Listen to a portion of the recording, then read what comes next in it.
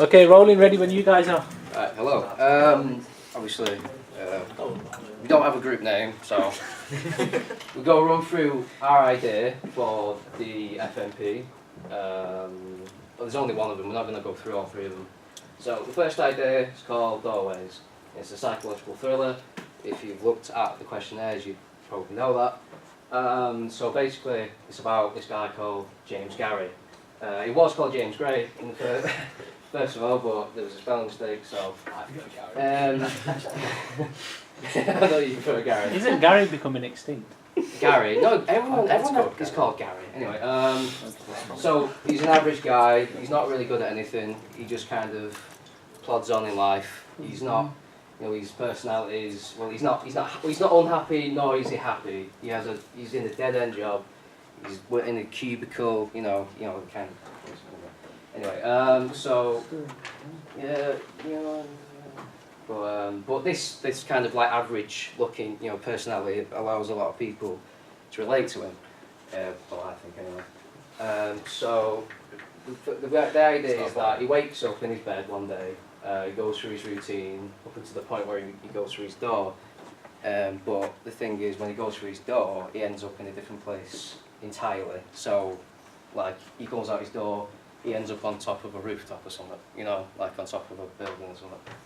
And obviously he doesn't know what's going on, but the underlying theme is that you're supposed to tell if it's, if it's real or not, so if it's a dream or isn't a dream. That's the kind of thing I'm looking for, the psychological aspect. But every time he goes through another door, it gets stranger and stranger. So it gets more, grimy and dark, until eventually it loops back around to his bedroom, and I kind of want to leave it more, the ending ambiguous. So it's entirely up to the audience if they believe it was a dream or not. So it's going to be about 3 or 4 minutes long. It's not going to be very long. The audience want to go for is 15 plus, because anyone below 15 is not going to really be interested. They won't get it, depending on how good we make it. So one of you, want to talk about the shots? Yeah, sure, yeah. So we're using different shot types, POVs, so when we walk through different doors, you can see from his perspective what the different dimensions will be. And then also we're using aerial shots to see from above around, and then also wide shots, so that'll be more of open shots. Yeah. And then it's more derived from the film Inception as well. Yeah, I think that's what you're going for, isn't it? Yeah, you have a lot of inspiration we pull from Inception, movies of the same kind of... Yeah, so the concept is that we want to make the audience not confused, but kind of understanding.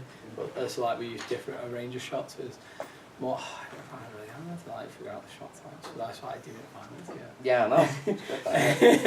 So that's the kind of shots you want to use. A lot of jump cuts, a lot of... jump cuts, that's what I was doing. A lot of pans. It's going to be very slow. It's not going to be fast.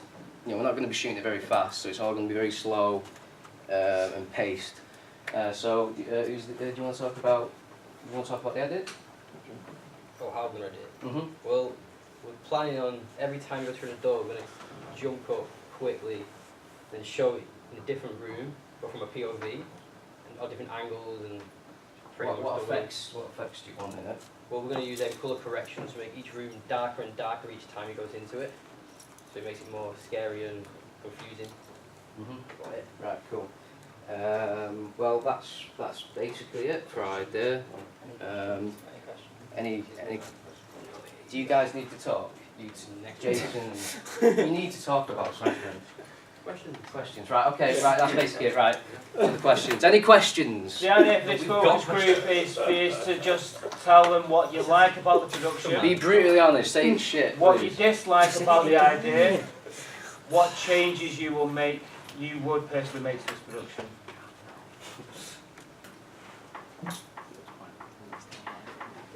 Go on, Anton. How are you going to make the room stranger and stranger?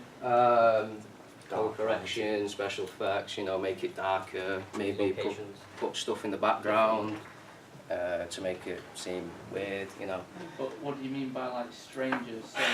So I don't know, different lighting. You know, maybe it's a bit redder or a bit darker. Some, you know, Right.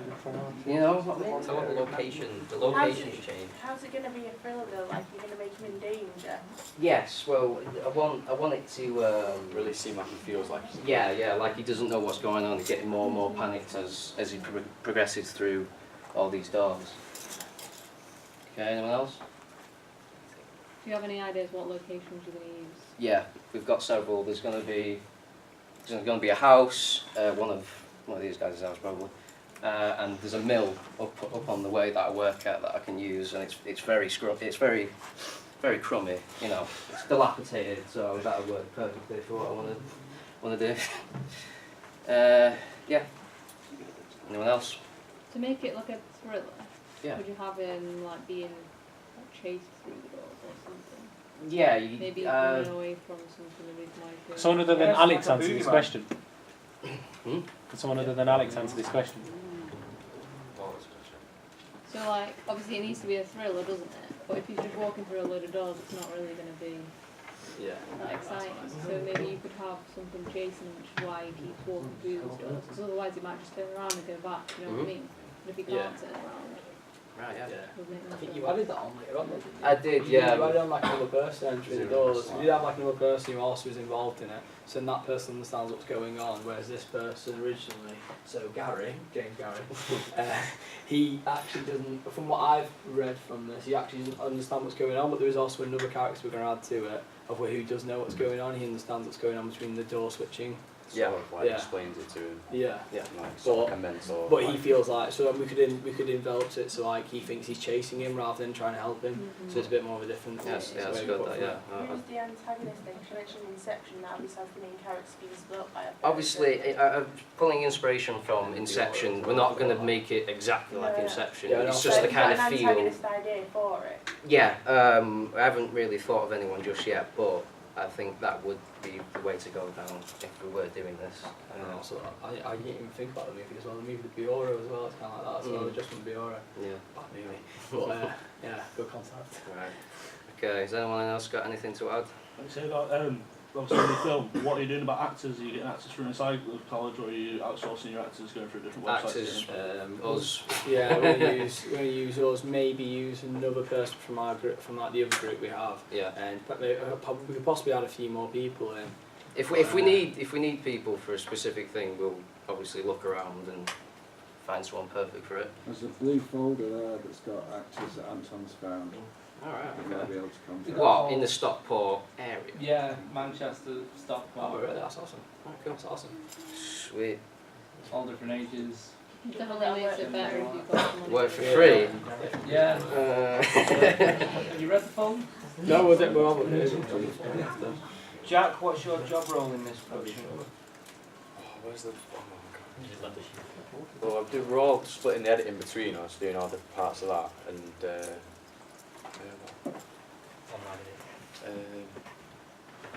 can't remember what we were doing. Your cinematographer. Yeah.